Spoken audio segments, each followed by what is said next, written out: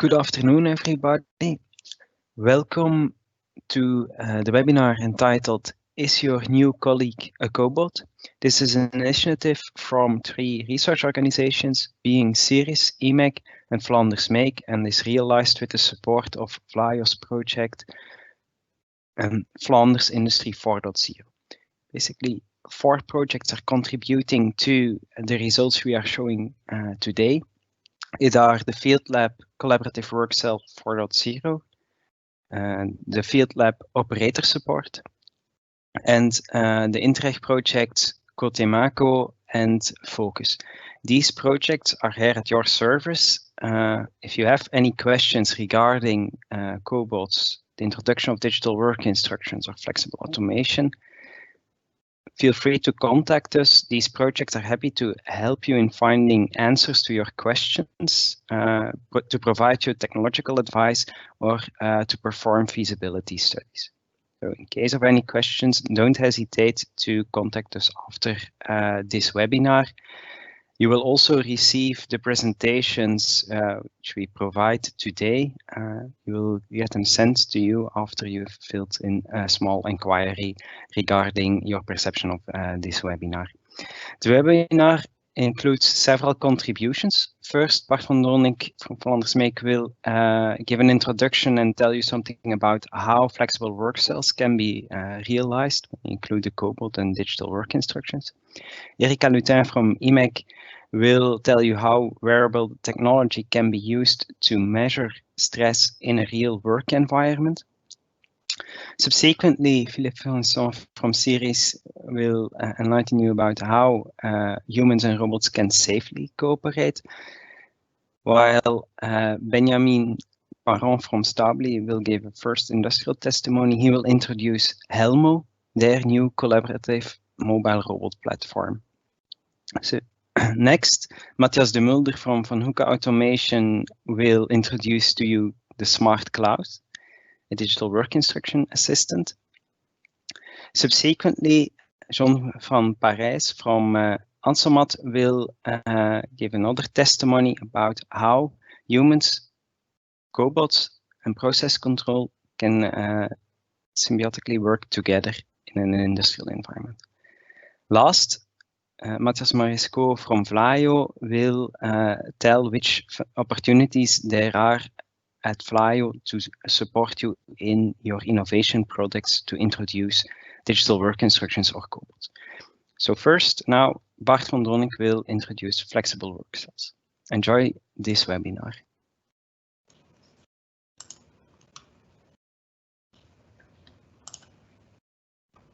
Good afternoon, everyone.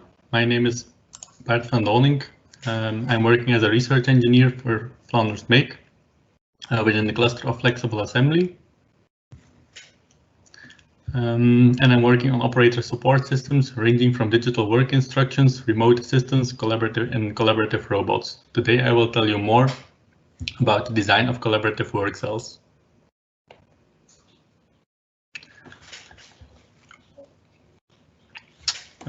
Why would you look into flexible work cells?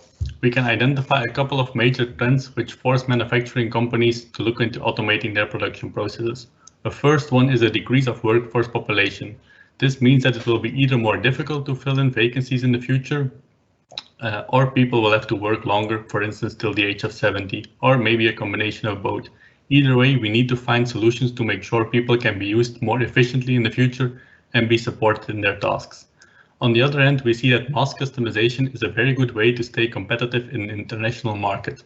Flanders cannot compete with low-wage countries for products that are mass-produced, but we can compete if we offer better customer service. This means product designs adjust to specific customer needs while keeping the costs comparable to mass production. Therefore, the production should be organized very flexible to be able to deal with this large variance in products for very small batches. What's the added value of collaborative work cells? Manufacturing companies often aim for solutions involving robots and hard automation because it's expected that on the long term this is the cheapest and most reliable way of producing. But sometimes volumes are just too low for hard automation to be the best solution. Then robots come in.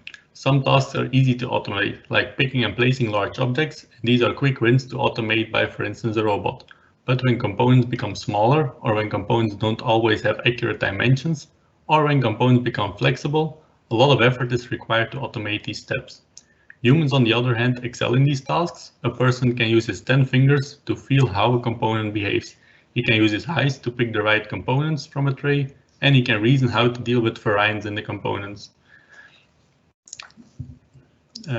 Therefore, we want to enable cobots to increase the flexibility, reduce the cost, and increase the performance of our production. Recently, collaborative robots came to the market, and they're quite interesting. By combining cobots with digital work instructions for manual labor in an intelligent way, we can still increase performance and reduce costs as with hard automation, but we keep the flexibility of manual labor because there is still a human involved. To be able to operate in that robotic zone and to combine robot work with manual labor in an efficient way, you need to design an optimal collaborative work cell. Before you start implementing, you should take a closer look at the application. The first thing you need to do is to identify and understand thoroughly the application. Second thing is that you need to consider the business case. How many products do I want to make on the work cell? How many workstations are required to achieve this? And how many robots do I want to support the human? The third step is whether you need to look again into the tasks.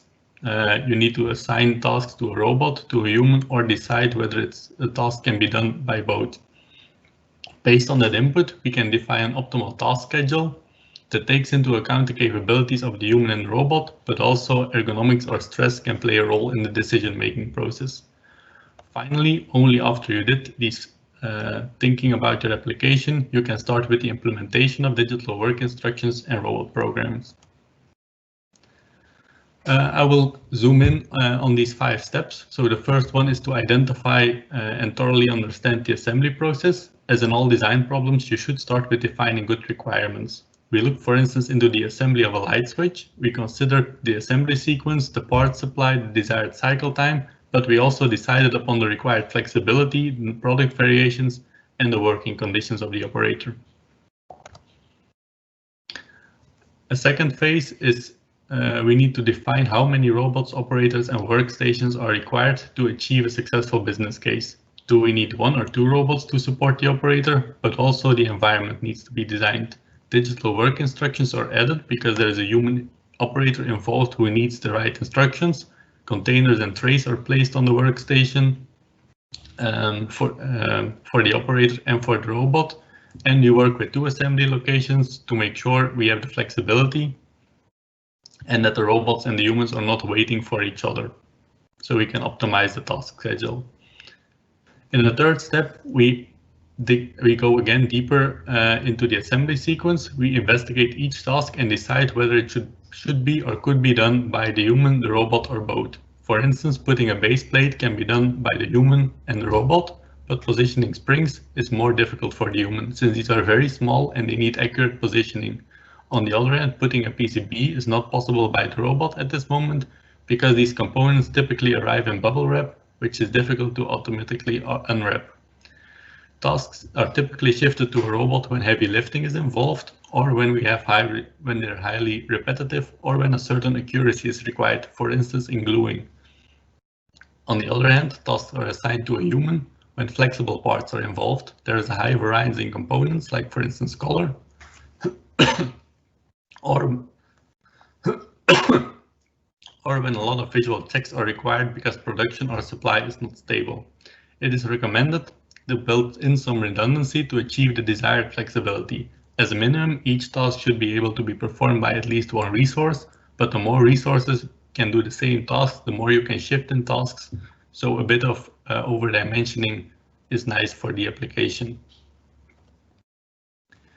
How should the robot and the human collaborate on a task? A collaboration scheme needs to be defined, which lists when to do which task and which resource should do the task. This is typically optimized towards a balanced workload or towards minimal assembly time.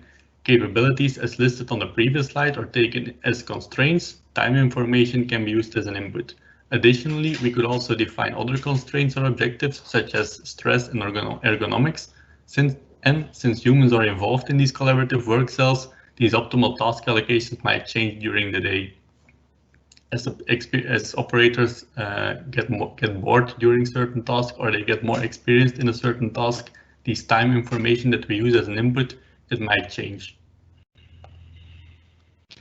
Then we can have a look at the implementation itself. So we combine digital work instructions, cobots, and smart sensor systems to build our collaborative work cell. The first thing is digital work instructions. We have mobile solutions like smart glasses, smartphones, and tablets.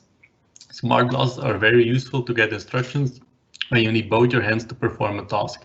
Tablets and smartphones, on the other hand, are very useful when you need to evaluate some checklists. An alternative is digital work instructions which are fixed to the workstation. These can be either projected on the table or they can be shown on a touchscreen to allow some interfacing with the operator. Another component in the flexible work cell is a collaborative robot. Many different kinds exist and you need to look for one that matches your application. Payload, degrees of freedom, accuracy, safety, ease of use, and price are typically the criteria that will determine which cobot is suitable for your task. We have experience in several cases. A last component in our work cell are the additional sensor systems to make it a human-centered work cell. On the left, we see a set of sensors which track the movements of the operator to evaluate the ergonomy. This way, tasks which require bad ergonomic poses from the operator can be shifted to the cobot shown before. On the right, we see means for assessing the cognitive load or stress level of the operator. Tasks that cause stress or too high tasks that cause stress or a too high cognitive load could be taken away from the operator in exchange for less demanding tasks. Erika will tell you more about this in the next presentation. All technologies shown before already exist, they're commercially available, and they're directly usable for your company. If you want advice on how to tackle your application, or if you want to perform a feasibility study, there is the opportunity for SMEs to join the Catamaco project to get help in digitizing your production. More information can be found on the website. On the other hand, we're also constantly looking to improve technology. Therefore, Flanders has set up an initiative to boost the knowledge and uptake of artificial intelligence in Flanders. The work cell, as shown before, is only one of the many use cases within this program, where we are looking into making cobots more autonomous, to simplify the programming, and to make the interaction between cobots, AI, and humans more natural. Then to wrap up, will your next colleague be a cobot? What we can do within this project, the CoWork project, is we can offer to listen to your needs of your application, we can give some customized advice, and we can organize demonstrations on site with our mobile make lab that contains several of these flexible work cells. And finally, if you want to gain some hands-on experience, you can join us for our next masterclass, which will be organized later this year. If you have any applications in your company where you see the potential of creating a flexible work cell, please contact us.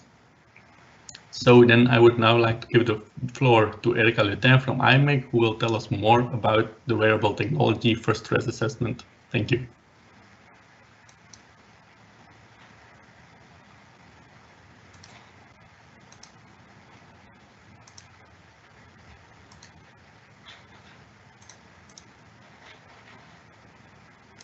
Thank you, Bart, for introducing me. So indeed, my name is Erika Lutin, and together with Shirley Elprama and Walter de Raad, I made this presentation on wearable technology for stress assessment. The industry of the future comes with multiple challenges, and one of these challenges is hyper-flexible mass production.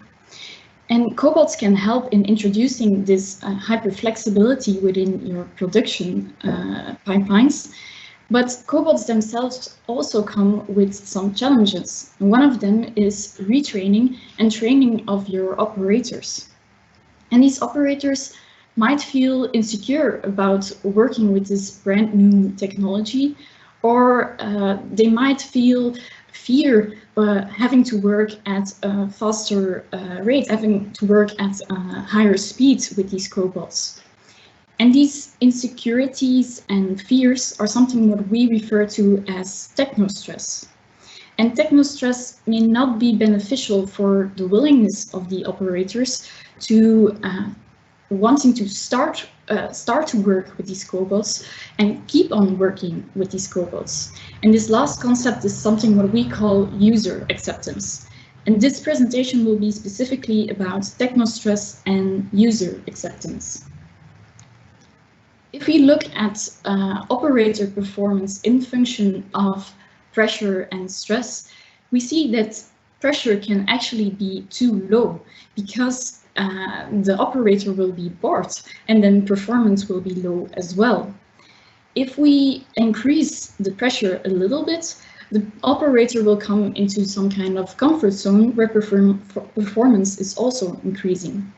But if we increase stress even more, we may introduce fatigue and performance may start to decline. And if we increase stress even further, exhaustion may be introduced and eventually leading to breakdown. So in this graph, we see that on the left side, there is good stress, and on the right side, there is bad stress. So the goal of this project is to look for this optimum, which may be person dependent, where performance and stress are in balance. So we're looking for this optimal where the operator works in well performance with the cobots.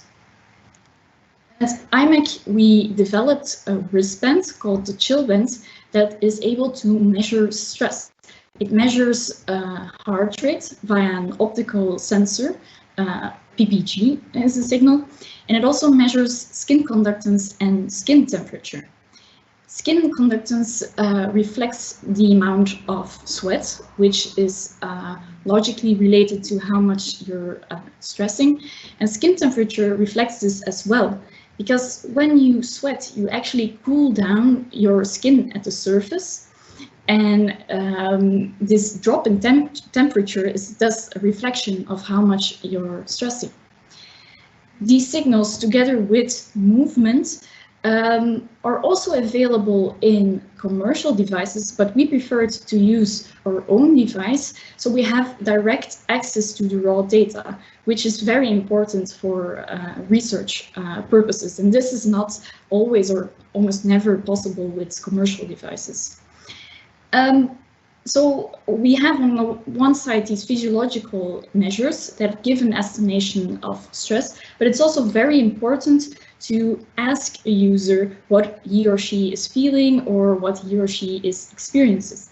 So surveys are also really important.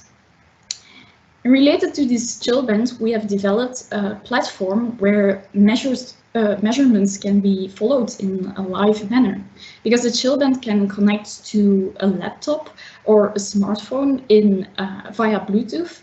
And on these devices, you can then open a dashboard where you see a screenshot of in this slide. On the top, you can see a graph of the heart rate. On the bottom, you can see a graph of the skin conductance or galvanic skin response.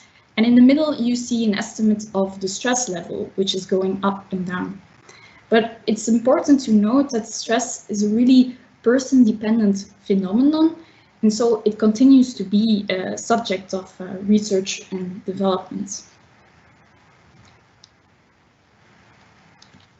Related to user acceptance, we already have a tool to measure user acceptance in operators, but we really want to dive further into this. We really want to discuss with operators how they see opportunities for cobots in their daily tasks.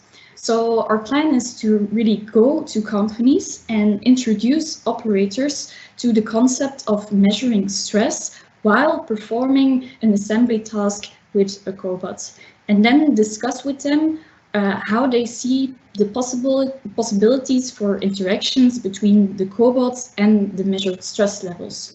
For instance, if the measured stress levels are high, should the cobot work at a lower speed? And at the same time, we could use these measurements to build further on our prediction models. So to define the prediction of where this person-dependent optimum is, which I explained earlier, where performance and stress are in balance. And lastly, we're also very interested in how managers view this interaction and which opportunities they see for cobots in measuring stress simultaneously. So to conclude my presentation, I would like you to think about what this presentation means for your company. Also related to what Bart just presented, are you, so from the Coalwork project, are you interested in advice on technology selection? Are you interested in the research about techno-stress? Are you interested in the level of user acceptance among your employees or operators? Or are you interested in an objective evaluation of the physical load of your employees? Then please contact us. And now I gladly give the floor to Filiep Vincent of Sirris.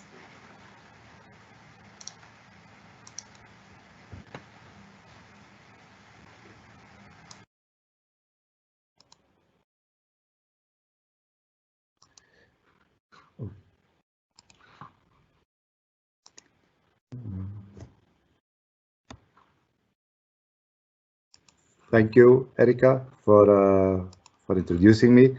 Good afternoon. As Erika said, my name is Filiep Vincent. I'm a project engineer at Sirris. I'm working at a group who is focusing on a smart and digital factory. And in this webinar, I will talk a little bit about how to make a safe human-robot collaboration. So cobot, well, what's in the name? In fact, it's a collaborative robot.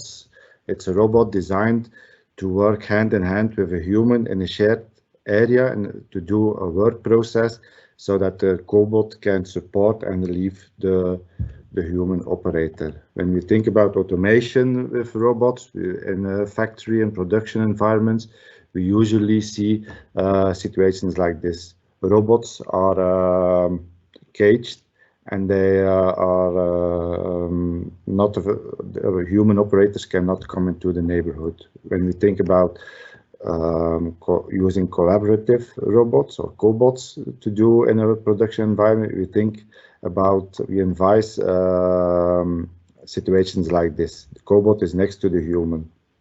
But instead of talking about collaborative robots, I personally prefer to talk about collaborative applications, and I would like to show you in the next slides why I prefer this explanation. So when we look at typical applications, the typical applications of robots and cobots, we say typical applications is there where you have the triple D, so dirty, dull, and dangerous tasks. And more recently also, as Bart mentioned in his presentation, demographics. So become important to use cobots. When you look at the applications, two categories mainly. First, you have the pick and place applications where the robot picks an object and puts it on another location. That can be from a conveyor to a pallet. That can be from a box into a machine, that can be a quality inspection and so on. The second category is when you use the cobot as a tool or as a smart manipulator. As you see now in the movie, the cobot positions the screwdriver, the electrical screwdriver, on the right position to make the torque controlled screwing. But that can also be a third hand for the operator, where the cobot can be used, or to do some light assembly, in fact. So these are the kind of applications you can expect when a cobot comes in place. When we compare now industrial robots versus the collaborative robots, we see for the strong points, the safety aspect is one of the points of the criteria where the cobot is better than the industrial robot. But now therefore we will show how we can make sure that when we, because as a company you want to be sure that your operator can be safe can be safe when he is working in the neighborhood of a cobot. And therefore we start with legislation, because a robot is a machine, and there is a complex machine, and therefore you can the directives on European level, the machine directive, is applicable. And the goal of the directive is to make sure that the safety requirements for the machinery are the same in every state of operation. And the directive itself defines a process and procedures for conformity, and directives are mandatory. So the next is the standards. So how can you comply to directives? Therefore, there are a number of standards issued on European level that act as a kind of state of the art and describe how you can comply to the directives, in fact. But here, as it says, standards are voluntary. So you are not obliged as a robot manufacturer or as an integrator to follow the standard, as long as you comply to the directive. When we look at the machinery standards on European level, you have three types of standards, A, B, and C, where the C-type standards have priority to the A and B standards. So A standards are basically more general standards to guarantee safety and gives you advice and guidelines on that, while the C-type standards are more specific for a particular type of machine. And so also for industrial robots, the C standard that exists there is the ISO 10218. That standard, in fact, consists of two parts. First part is about industrial robots, so that's for the robot manufacturer. Second part is about the robot system and the integration, so that's for the robot integrator. And so that's the important that for most of us, that's the important for the most of us. So in that standard, there are four collaborative modes defined, as you see here. When we talk nowadays about cobots, we usually mean the fourth mode, where power and force are limited when the robot is in the neighborhood of the human operator. The standard has already exists for quite a while, and the standard for the different modes of operations that exist, the standard stated some numbers about maximum speed and maximum force that could be executed by the robot. But the recent of the version that is currently applicable, the version currently dates from 2011, states that to make sure that you have a safe collaborative application, a risk assessment is necessary, is mandatory almost and that means also that not only the cobot has to be assessed on what levels, on the risk levels, but also the process, the environment, the peripherals that are attached to the robot need to be taken into account. So the risk assessment is very important. And so how can you as an end user do that risk assessment? You can do it yourself. You can call external organizations that are specialized in that. But also on the legislation level, there is a technical specification issued by the ISO organization called 15066.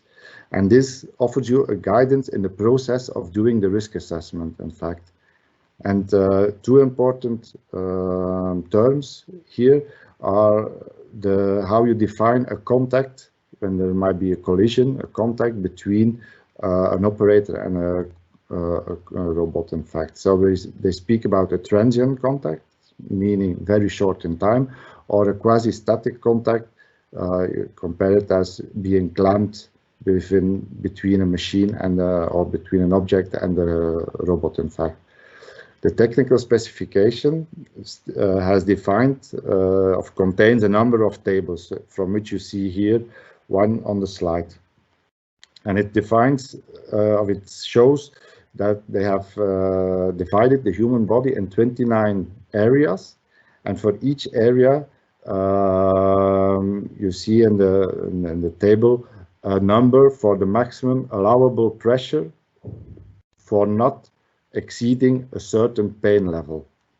So the cobot or the robot may not exceed that pressure of Newton per square centimeter in order not to have a certain pain level. And based on these values, you can calculate what's the maximum speed the robot can have. And how to calculate this is described in this technical specification. This was issued in 2016, this specification, and it's not the standard. Why is that? Because technology of collaborative robots went faster than drafting a new standard. So that's why in 2016 they issued the technical specification, but it is expected that within the coming year, so next year, there will be a new update of the standard, ISO 10218, well, this specifications, where these guidelines will be incorporated with. So based on those figures for maximum pressure and maximum force, you can say what's the maximum speed I can move my robot with. So, but of course, if you program your robot for a certain velocity, then how to know to what's the equivalent in pressure of that movement for a certain collision. And here you see a measurement device manufactured and designed and manufactured by Pils company, who allows you to measure those forces. So once you have a collision, you see here a robot arm with an end effector, the yellow one, the yellow end effector who collides with the measurement device, and it generates a kind of graph, as you see on the right side. And therefore, it is specified that after 500 milliseconds, you cannot exceed a certain level, dependent on where the collision on the human body can happen. So, like I said, I prefer to talk about the safe collaborative applications, because it's not only the cobot that has to be safe in use, but and therefore how you can make it safe. It's not only the control algorithm, but it's also the design of the robot. You see some pictures there where you see that the joints of the cobot are rounded. The idea there is when you have a collision with a sharp edge compared to a soft rounded area, that chances to get hurt are much less.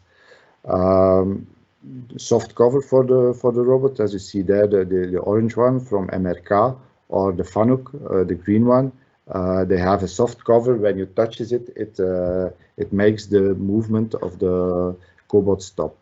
And also some of the cobots that exist on the market have integrated force torque sensors, also with the goal to make sure that when you have a collision that the human operator doesn't get hurt. But the robot itself is part of a work cell, as we heard in previous presentations as well. We have a lot of environmental objects that also need to be safe for the operator. And the first thing when you talk about the cobot is, of course, the end effector. So in most cases it is a finger gripper or a suction cup. But also that finger gripper has to be sure that it is collaborative, that it can sense when it is pressing or when it is exceeding a certain level of pressure. Also making surfaces with a certain rounding, no sharp edges, marking your workspace. These are all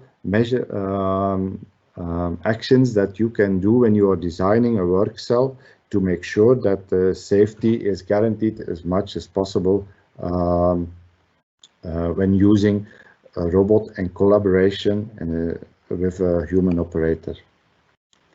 So to conclude my presentation, it's no doubt that cobot technology is gaining momentum in industry at the moment, and thanks to the ease of use of the cobot, it gives big potential in all industries and also for SMEs.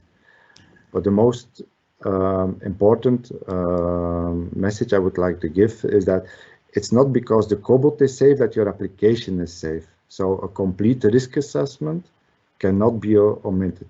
If you do not feel comfortable for doing this, let you assist by experts that are available there to do a risk assessment, not only on the cobot, but on the complete application and the complete cell as well.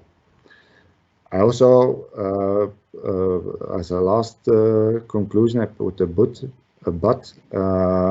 for when you are strictly following the technical specification 15066, they talk about pain limits, and that's something difficult. When you talk about safety, you usually talk about when is it irreversible, the injury you can have. Here we are talking about pain. When do you have pain or not?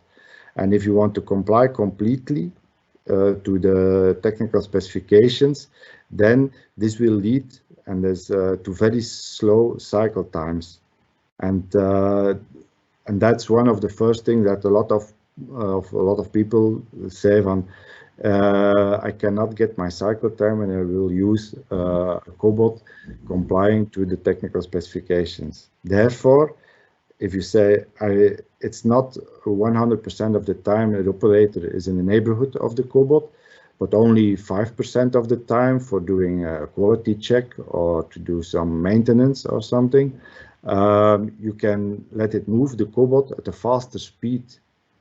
But then you need additional sensors to monitor the presence of human operators. That additional sensors, that can be a laser scanner, can be a 3D camera, that can be light curtains, or that can also be fences. But then you have to ask, do I need a cobot or do I need my classical industrial robot?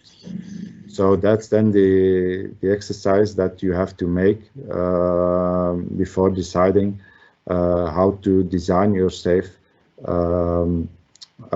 collaborative applications. And like I said, there is a new standard on the way, who is expected to be there 2021, where the technical specification 15066 will be integrated with the existing standard 10218. So this is what I wanted to tell you about the safety aspect. There's a lot more to tell, but I hope in this time frame, I hope it gave you already an idea. So thank you for listening, and I would like to introduce now our next speaker, Benjamin Parent from Stäubli, who will introduce his new mobile collaborative colleague called HELMO. Benjamin, the floor is yours. Thank you. Thank you very much, Filiep. Yes, Benjamin Parent, sales area manager from Stäubli. Stäubli, it's a Swiss company, and Stäubli is composed of 3 divisions. We are working from a very long time in the textile industry. We have another division is the connector with multi-contact connectors, and the third one, last but not least, the robotics. I'm working for the robotics division, and let me introduce my new colleague. His name is HELMO. When we want to develop the HELMO, we first take a look on the requirements and the trends in the production. Your presentation still has to go in presentation mode on my screen. Excuse me, presentation. Yes, it's. Oh.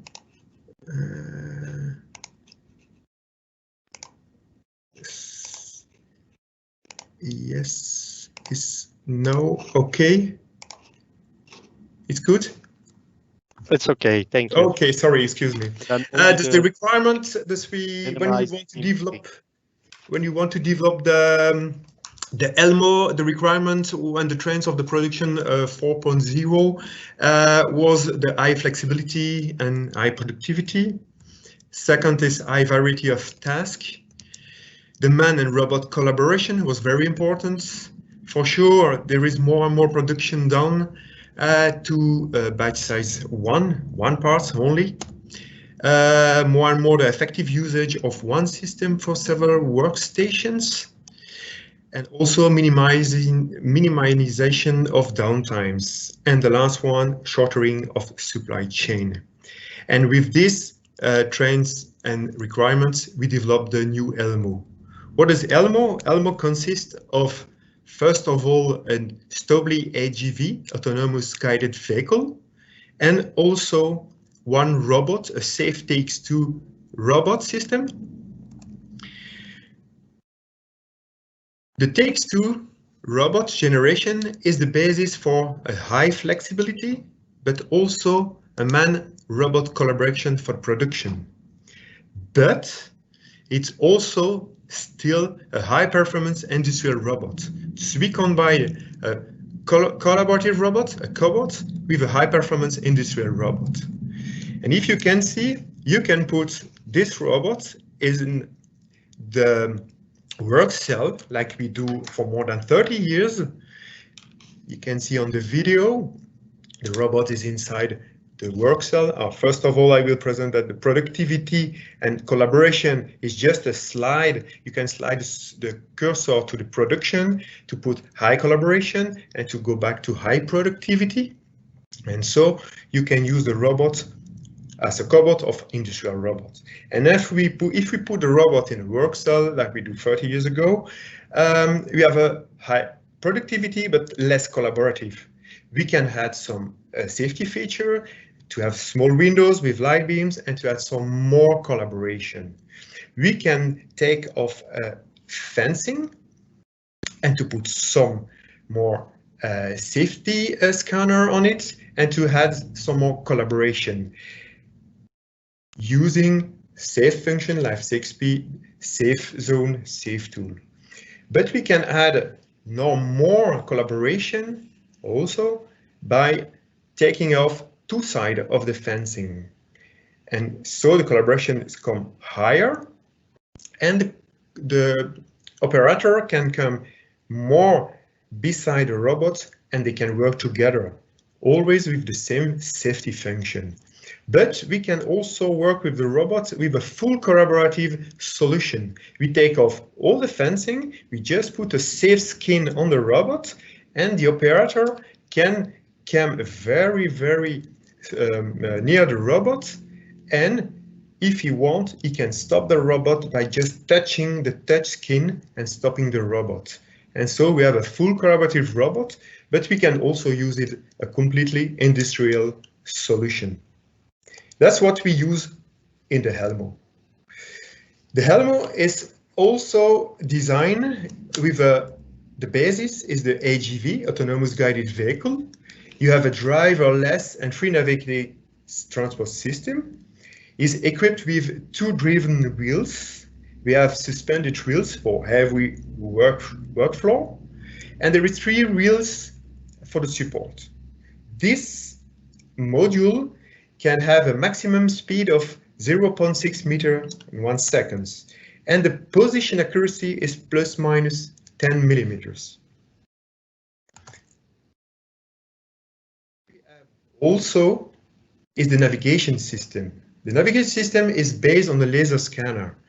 If you take out for the first time the robot outside and you go just with using your mobile system, a mobile system like a telephone or an iPad, you can move the robot around your workflow and define some workstation. And after this, you can put some mapping and routing and just start the production after this mapping. What is also very interesting is the HELMO. The HELMO is based on three main modules. You have the drive unit, you have the rotation unit, and you have a collaborative robot.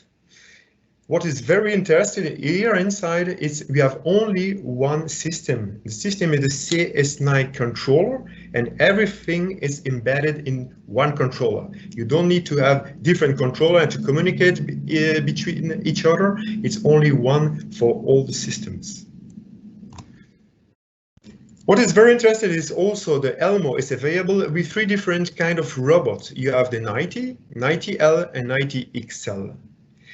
The TX29 robot range is known to be very precise, fast, reliable, and safe.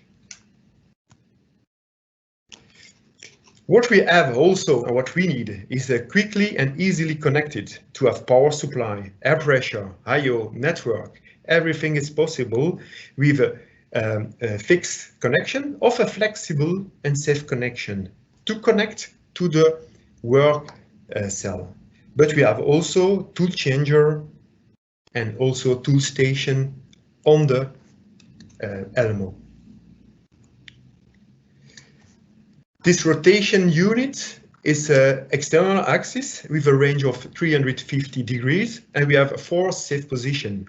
On each 90 degrees, it's a safe position. And what we have also is optical and acoustical status feedback on the HELMO. HELMO is completely certified in the safety technology. How we do it? We have a safety robot with safe function, safe stop, safe speed, safe zone, safe tool. We can add an option, the safe skin, just to stop the robot when we are in contact with the robot. We have an AGV with a tactile enclosure, and also we have 3 scanners on the side of the AGV. Everything is safe with a PLC. The PLC is a safety PLC, and everything is TÜV certified PLE SIL 3 level. The performance level is PLE. And what I want to present you, it's the production unit in Switzerland, in Hoecke. We are producing with HELMO some connectors, and the robot is completely autonomous. It can move from workstation to workstation, and you can see a small video of the working robot. It's just moving to his workstation. The first that he has to do is to be reference, this he make a self-referencing to know exactly where he has to work, and after that he can just plug in the connector on his workstation to reload the battery, to have power supply, to have air pressure, I/O, to communicate with the production unit. After, you can see the robot can take his gripper, his collaborative gripper, and can start the production of our connectors. The application is just a valve tanning. Tanning application is picking and placing on the rotary table, but you can see that we are working with a flex feeder. The flex feeder is equipped with the a vision system, so the robot can work very, very precisely and take some parts from the workstation and to put it on the turntable. And so you can see you can work very, very precisely with the robot. And after, when the work is done on this workstation, the robot put the gripper back on the stand, just switch off the connector from the machine, and put back on his HELMO. So, and the production is done, maybe a very small batch, and the robot can finish the production and just move to the next station, like an operator will do from one workstation to another workstation. And you can see here, my colleague is preparing the machine, that everything is ready to work. And you can see the robot is just waiting. When she's gone, the robot is coming, just picking his connector. First, he has to do a self-referencing, but we don't see it on the video. Just connecting, and he can start a completely other one production. Here you can see we will use also the flex feeder system with a vision system to take the small parts very precisely to put it on the workstation. And here we have another ball feeder that we can take some nuts very precisely also and to put it on the machine. And so we can work with different products with the same robot and so produce small batches if it's possible, if it's necessary. For the safe monitoring of working area, you can see when operator is coming, the robot is just stopping and waiting to start again.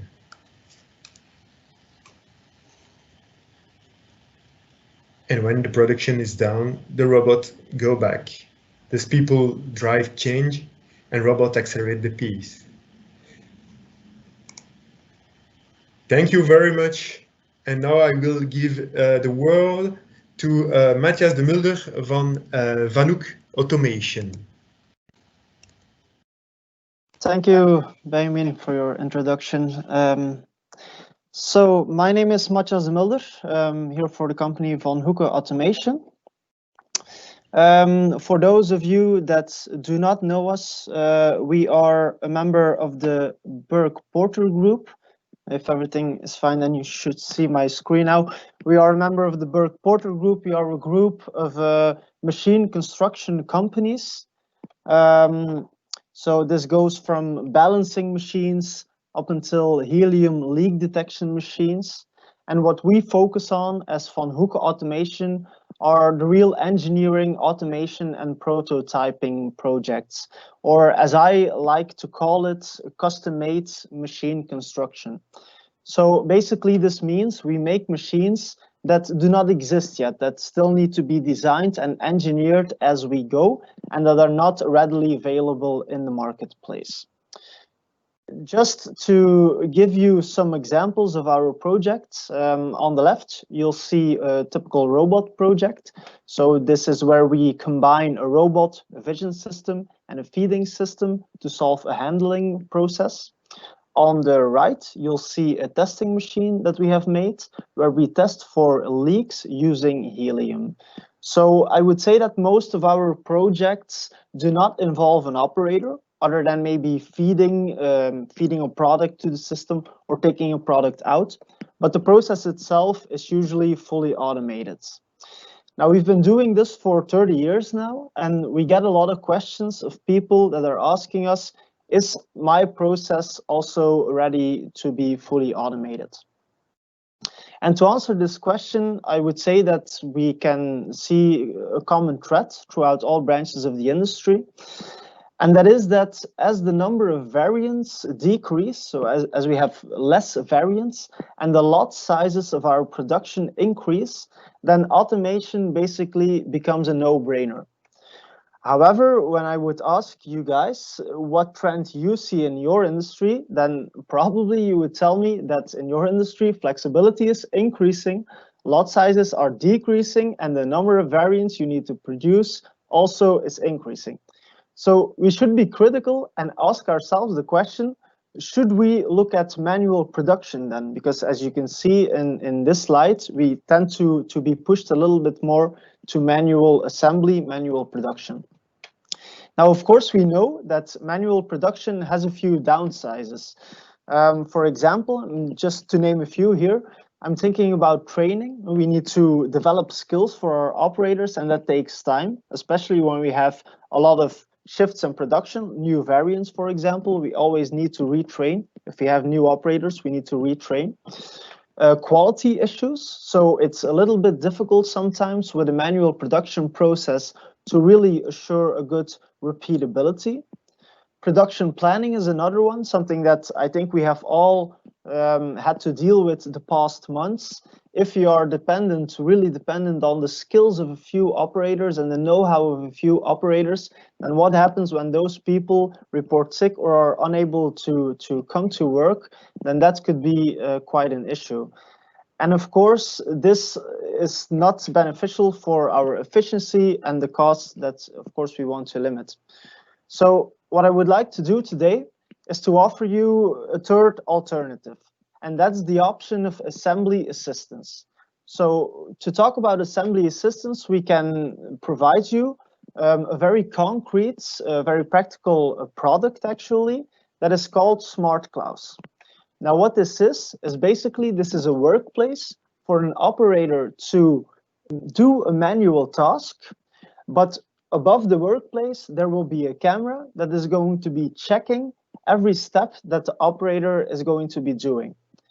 The check is going to make sure that the operator cannot make any mistakes. And then also we have a touch screen, and on that touch screen, the operator will get instructions, so he always knows what to do. Now, I think the best way that I can show you this is through an industrial case. So I'll just start this video. And here we can actually see an operator in a tier 1 company that is making an assembly with tubes for piping to oil tubes. She's making an assembly that has quite a lot of different parts. She gets an instruction on the screen of which parts to take, and then she can present her work to the camera. The camera will say, okay, you've done good. Now you can go to the next step. This really relieves the operator from a lot of stress, because if she would make a mistake, then the system will just give her feedback. You made a mistake here. This is how you should do it. So the system will constantly give her feedback and also check, like you see here, the screen flashes red. She has to change something, and then it's okay. Now it doesn't stop there, because this is from the operator point of view, but we will see now also the quality engineer. He can now go back and look in all these pictures that we have taken during the assembly process to do the checks. And he can now go back through all these pictures and see our production process. So you can imagine that if ever, even despite all our efforts, there would still be a quality issue at the end of the line, then we can look back at our complete production process and see all the different steps. And then we can really see where it went wrong and make changes so that the next time it won't go wrong again.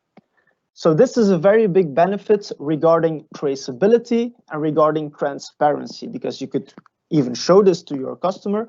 This is the picture. These are the pictures that we have taken. This is the manual production process that we are doing. So a very transparent system, and also very good for traceability. Another industrial case I would like to point out, this is a project that we have done in collaboration with Flanders, where we are using a robot to do some heavy lifting of clutches, heavy parts that we are lifting with a robot, and then we are presenting these parts to an operator. In this case, the operator and the robot are physically completely separate, because there is an area that is only allowed for the operator to access when the robot is not working there, and vice versa. So physically these systems are separated, but the operator and the robot can work together. The robot does the heavy lifting, and then the operator can do the assembly, and the operator is also helped by the Smart Klaus system in this case, that is assuring that he is doing the assembly the right way.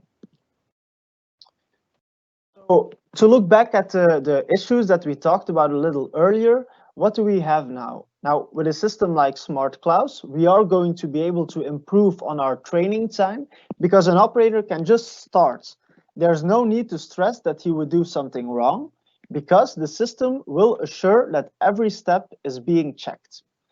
Also, work instructions now have become digital, and this is a huge benefit when you have, for example, multiple production facilities, because now when you change something in one facility, you can push this change in the work instructions to all your other facilities, and this is a huge benefit for standardization. Of course, we can now actually achieve zero defect, which is usually pretty difficult to achieve in a manual assembly process, and transparency, as I talked about, because we have the ability to log the pictures that we take during the checks of our assembly process. So we can use these pictures to guarantee our good assembly cycle. Another thing that is beneficial, of course, is that now every operator can do every task, and this goes hand in hand with the training benefits that we see. So it's very easy for a new operator to start a new task because he will be guided and checked. And this all will, of course, increase the efficiency and decrease the costs that we have, which is the end goal. So I hope this was insightful. If you have any more questions about Smart Klaus or any other robotic projects, feel free to contact me. I left my contact info here. Also, you can always visit our website at vha.be. It's a brand new website. We just released it, so we're really excited about that too. So I hope to hear from you soon. Thank you. And then now I will give the words to John van Parys, who will give some more info about the synergy between cobots, humans, and process control. So John, the floor is yours.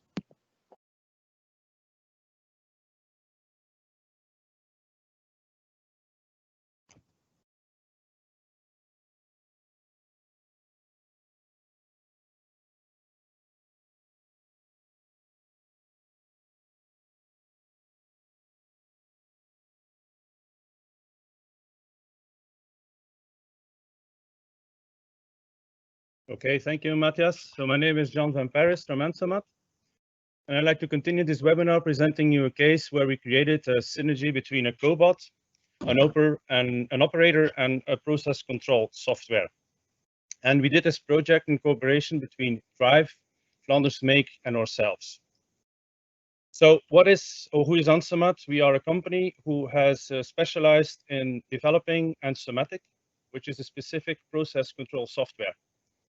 This software is a self-configurable software, self-maintainable, and in fact, it's a universal interface for cameras, tightening systems, cobots, scanners, printers, scales, and a lot of other systems around it. We are located in Belgium in Mariakerken, near to Ghent, and we also are working in the UK, based in Nuneaton, next to Birmingham. So the request for this project was that this manifold, which is quite a complex product, because it has to be assembled with different accessories like sensors, like yellow plugs, like other plugs, cabling, and so on. And the fact is that that manifold, if it is non-assembled, has a weight of about 6 kilos. And when it's completely assembled with all the products on it, it has about a weight of 9 kilos. Another point was that we need to assemble parts on 5 sides of this manifold. We need, of course, to mount the correct parts on the correct places. Some parts need also to be assembled in the right sequence. And also there was a quite complete need for full logging and traceability of all the results, timings, errors that had been made, and so on. So the best solution to do this for this complex part is that we used a cobot. The cobot handles the weight of the manifold, which is the first important advantage of the cobot, and it can present the manifold into different positions for the operator. And on top of that, the operator can assemble the components of the manifold in the right sequence. So in fact, the cobot in this case is the third hand for the operator, and he also can use tightening equipment around it. He can press all the plugs. There is also an intelligent riveting tool, and he can do a lot of quality checks around the product. So the concept that we finally came up with was as follows. We have the cobot, which will take the weight of the product. On top of the cobot, we installed a projector, combined with also a vision camera. We also had an electrical screwdriver to tighten all the sensors. We had an intelligent battery riveting tool. We had the scanner hooked up, and also a lamp tower for the operator to see some statuses of the job he was doing. So the cobot cell itself is looking like this. We have the projector, camera, the riveting tool, torque tool, cobot, the scanner, and the lamp stack. So that was a cell for one operator to work on to do the whole job, assembling a manifold. So the cobot is acting as a third hand for him. The beamer, in fact, the projector is projecting a lot of information, customized work instructions, even videos, quality alerts. All this can really be projected by a simple standard beamer who is hanging on top of the cobot. The dedicated camera was really used for the quality points, for the checks, for operator checks that he was doing the right thing. But also the benefit of a vision system on top of the cobot is that in fact, no manual sequences had to be confirmed all the time. The operator doesn't have to confirm, did I do this, did I do that? The camera was checking, okay, did you place this O-ring? O-ring placed, go to the next step. And that was a high and a big gain in time, production time. Then we had the nut runner, the DC tool. And the DC tool, in fact, we first tested with its standard electric DC nut runner. But the problem was that the DC nut runner can generate a lot of reaction forces when the nut runner comes up to torque. So we tested first with a standard DC nut runner, and we could only go up to 25 Newton meter maximum before the robot went into alarm. Sensors into the robot detected that as a too high force, maybe that the human was hitting the robot, but it wasn't. It was the reaction force of the DC tool that created this high forces. So then we started to do testing with a pulsing nut runner. That is something new on the market. And in fact, the pulsing nut runner gives the benefit that the robot didn't go into alarm, and we could even do testing up to 100 Newton meter with a pulsing nut runner without having any issues. See, for example, pulsing nut runner, electric DC nut runner, also gets all the data of the type. Even on the floor, you have seen projections there that indications the trader are shown. So the Ansomatic, in fact, the software is the heart of the system. We can start with a simple system just by do some scannings. You can add some intelligent wireless tooling, like an intelligent battery tool with Wi-Fi or a riveting tool. You can add up like an electrical nut runner. You can add up a beamer for augmented reality purposes, as we've seen. You can add a vision system, and you can put the product on a cobot. So in fact, Ansomatic can start with a very simple solution up to, let's say, turnkey complete process control solution. So it is, the software is a step-based control software. We really started to design it that it is as simple that you, as a customer, can configure the software completely yourself without having any help from us. What is a step in the software? A step can be like a barcode scanning, like you've seen torque tightening, can be riveting, intelligent tapping. You can hook up a beamer and then you can have a lot of visual guidance. You can hook up printers because a lot of people still want to have a label that they want to stick on the order sheet after the job has been done. We can hook up cameras. We can communicate with different external devices, PLCs. We can hook up, in this case, the cobots over Ethernet. And for instance, we can also hook up a scale system. Suppose if we want to check at the end of the assembly that the manifold has the right weight, we can check it on a scale. If, for instance, the weight is not enough, it's too low, we know that one part or more parts are missing. And also we can integrate a lot of pick-to-light solutions in the same solution. And this is the example of how we set up or we configure all the steps working for the operator together with all the products and the cobot. So first, for instance, he scans the barcode of the manifold. Then he places the part for the manifold on the cobot. Again, we do a serial scan, and then we place all the valves that have to be checked, and the camera checks if all the valves are placed manually on the manifold.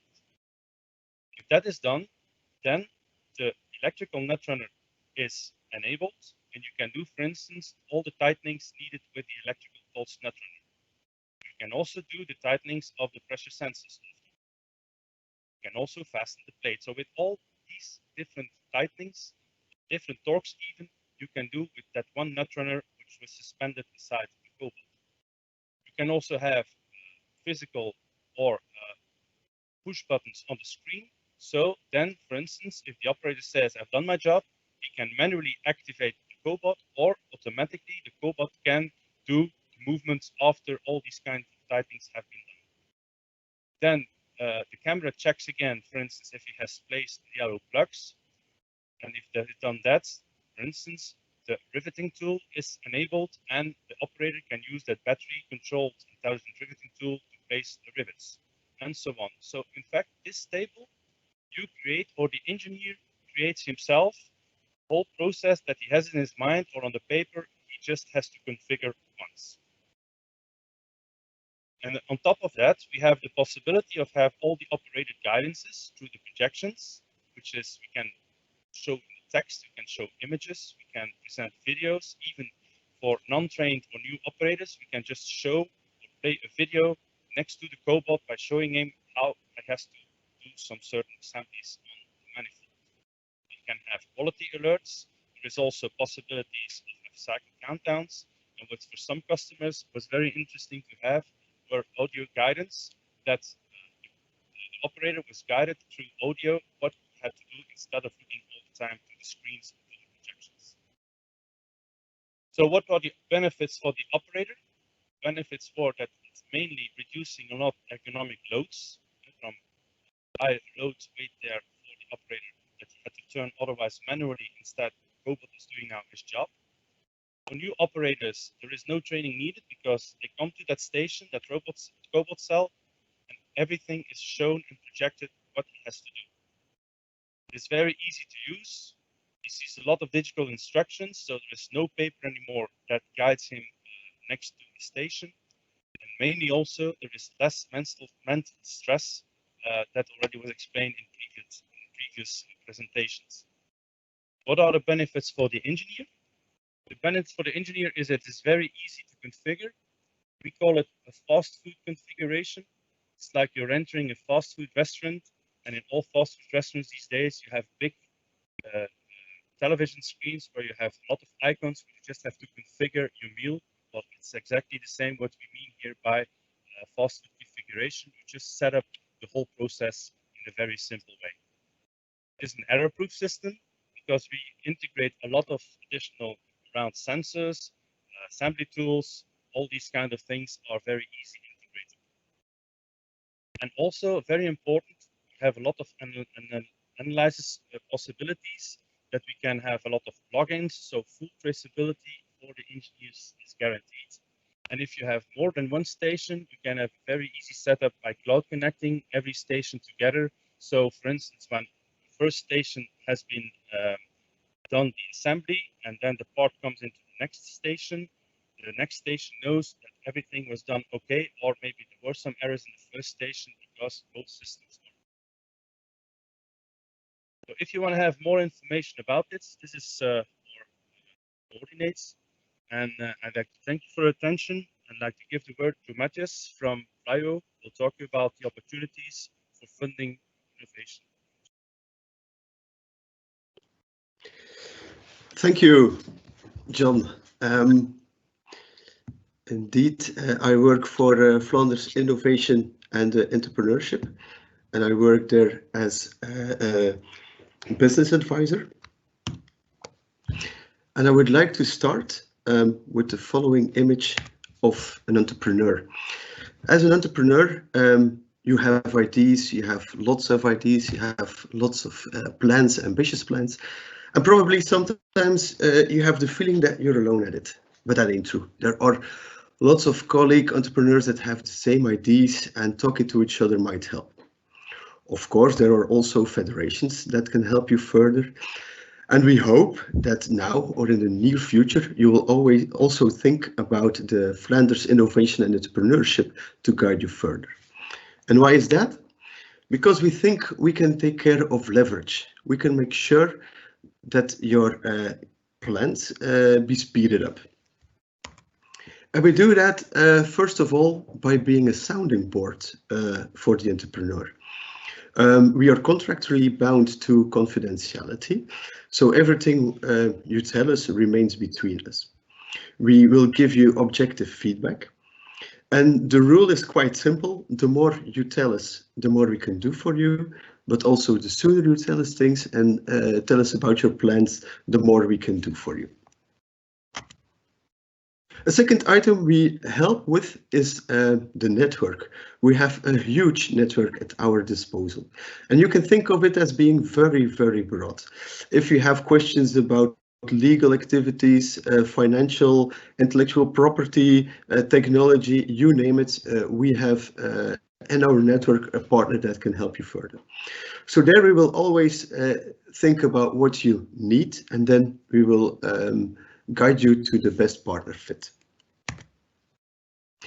The third item is the team. We analyze the team, and once in a while we have companies that question the organizational culture or structure of the company. It's not a typical VLAIO subsidy, but we also help companies by building on the organization. The second item we do is by analyzing the team, we make sure that we get a vision on the expertise of the team. And if you don't have the correct expertise within the team to make sure your plans will be successful, we can always guide you towards our network, or we can also give some training if with the idea that you can do it within your team yourself. And then the last item, this is probably the item we are most known for, that are the support measures, being subsidies or tax benefits. And how will we make sure you get the correct subsidies? Well, we never go to entrepreneurs by giving them an executive summary about all the different types of different subsidies. First of all, it doesn't work. We experimented with that, and it doesn't work like that. And also, it's quite boring giving the executive summary. So what do? We just listen to the entrepreneur. We try to start from the specific story of the entrepreneur, and from that story, from that specific need, we will help you further. Now, there are 3 keywords that I want to tell you, and if you recognize yourself or your enterprise in one of those 3 keywords, I would say reach out to us, we can help you further. First of all is professionalization. There are within the company some items that are historically grown, and now you want to make it better, or you want to make it more efficient. Typical examples there are the integration of an ERP packet or some CRM customer software. When we hear professionalization, typically we think about the SME e-wallet. It is made to get some training or to get some advice at recognized bodies. And the picture here is something we hear quite a lot. Some entrepreneurs have a machine park. It is still quite performant, but the communication abilities of that machine park are not to the nowadays standards. So the question is like, how can we make sure that it is connected, that we can connect the machines to some sort of a data hub? How can we analyze that data? And those are items that typically fall under the SME e-wallet, and you can get advice at the recognized bodies. A second item is transformation. You are a caterpillar and you're turning into a butterfly, meaning you can explore new horizons. It's probably related to some market diversification, a business model transformation, for instance, from B2C to C2C, or vice versa. Those are typical items here. And crucial here is the tipping point of the activities of the enterprise. Here, two subsidies come into play. First of all, the SME growth subsidy, which is meant to acquire some strategic advice, being recruiting an employee or cooperating with a subcontractor, which have those expertise, of course. A very nice example there is that of Atlas Copco. Atlas Copco builds compressors, and of one type of their compressors, they at a certain point saw that the sales were declining. And they said, okay, why not leasing that machine instead of selling it? But when we lease it, we want to do it good. We will stuff it with sensors, we will do data acquiring, and we will make sure that also maintenance is proactive. So here you see that by changing the business model from selling to leasing, it has a quite big impact on the organizational structure. And that is why you can get, for instance, the growth subsidy. Now, of course, Atlas Copco is not an SME, so they would not, they are not able to get that subsidy, but it's a nice example. The second one is strategic transformation support, in which you get support for large investments or in-depth training that you give to your employees. Here, the ambition level is very high. You need to be doing quite a lot more than your colleagues. And it has to be linked to innovation. There has to, it has to do something with something new. But remember here, large investments like a large building with some high-tech machinery inside, some in-depth training related to artificial intelligence and stuff. So those are the items that typically fall under the strategic transformation support. Then we have a third item. Remember the two other, professionalization and transformation. The third one is innovation. And here I've given the example of the gecko legs that are sticking to a surface. Other typical biomimicry examples are, for instance, the wetsuits inspired by the shark skin, which lower the friction in water, and hence the athlete can swim faster. Here I'm thinking about, or here there are three typical examples of subsidies. And the first one is innovation boosting. That is a typical Flanders make subsidy, in which you can get subsidies for feasibility studies of some sort of technology, technology scouting or technology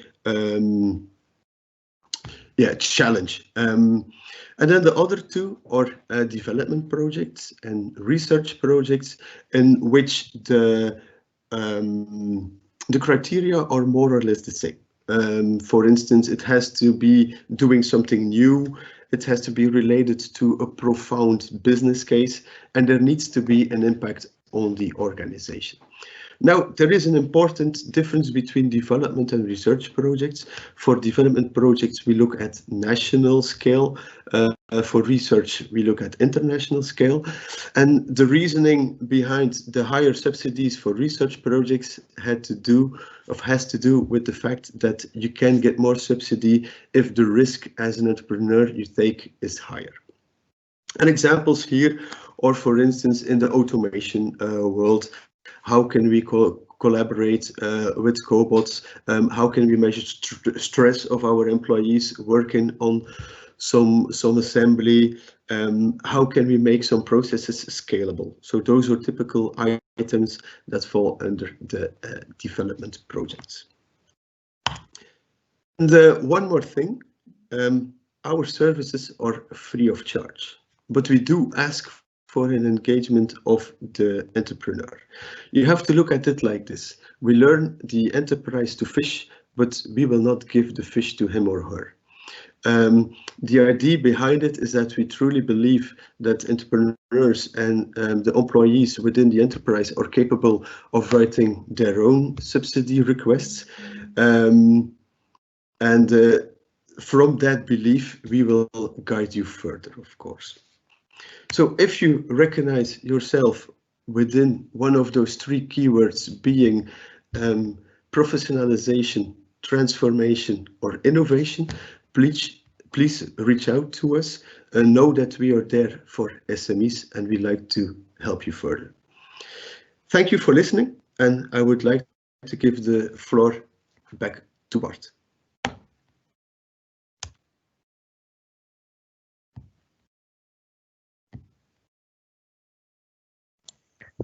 Bart, can you please unmute yourself? No, I'm sorry. So first, I would like to thank all our speakers for their interesting presentations. Second, I would also like to thank you for your attention. I hope you've enjoyed our webinar and that you were able to trigger some innovative ideas at your side. After this webinar, you will receive an email containing a survey to capture your feedback on this webinar. And you will also receive the presentations of today and the recorded footage. In case you have any further questions, you can contact us through the contact information that can be found in the presentations. So yeah, thanks again for listening and enjoy the rest of your day. Thank you.